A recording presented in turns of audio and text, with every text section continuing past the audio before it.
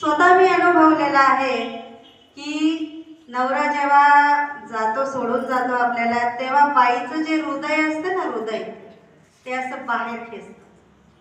हा माझा अनुभव आहे. ज्यांचे मिस्टर गेले असतील, ज्यांचे पती स्वर्गवासी झाले असतील, त्यांना हा अनुभव नक्कीच असेल.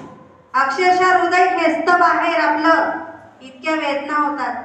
त्या वेदना असह्य असतात, महिलेला खूप असह्य असतात.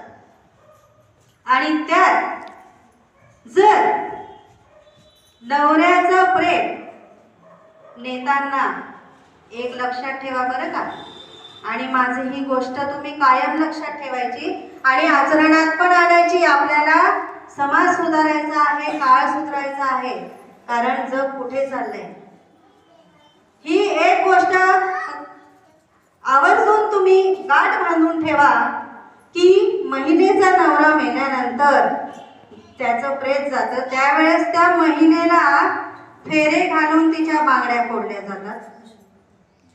जातात बांगड्या. तिचं गळ्यातलं मंगळसूत्र तोडलं जातं. का? तर त्या नवऱ्याच्या तोंडात एक मणी टाकायचा आहे म्हणून.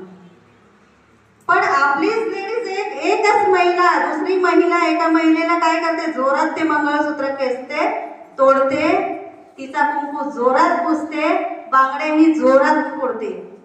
त्यावेळेस तिला तर काही म्हणजे भान नसतं, कारण तिचा नवरा मेलेला असतो. तिला काही दिसत नसतं, फक्त तिला एकच दिसतं तिच्या डोळ्यासमोर की तिचा नवरा गेलेला आहे. पण जर तुम्ही मंगळसूत्र, बांगड्या फोडत असाल आणि कुंकू पुसत असाल, तर आई बहिणींनो, यापेक्षा दुःखद घटना नाही हो कुठली. ती आधीच दुःखाने खचली आहे, असह्य वेदना झाल्या आहेत तिला, आणि तिच्या नवऱ्याचा शृंगार काढणं मान्य आहे. मला मान्य आहे ह्या प्रथा आहेत, पण प्रथा कोणी तयार केल्या? मानवानेच ना. आपणच तयार केले नाहीत सगळ्या प्रथा. देवाचं काही आपल्याला पत्र आलेलं नाहीये, ही प्रथा आहे. आलं देवाचं पत्र कुठलं? मानवानेच या प्रथा तयार केलेल्या आहेत. मग आपणच या प्रथा मोडूयात ना. महिला चंद्रावर जाते,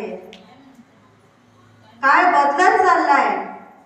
आपणच जर हा काळ बदलवला तर आपल्याच महिलांना मदत नाही होणार का? आणि आज माझ्या घरात आहे, उद्या दुसऱ्याच्या घरात आहे. कधी आपल्या घरात दुःख येऊन पोहोचेल हे सांगता नाही येत. कधी कोणाची मुलगी, बहीण विधवा होईल हे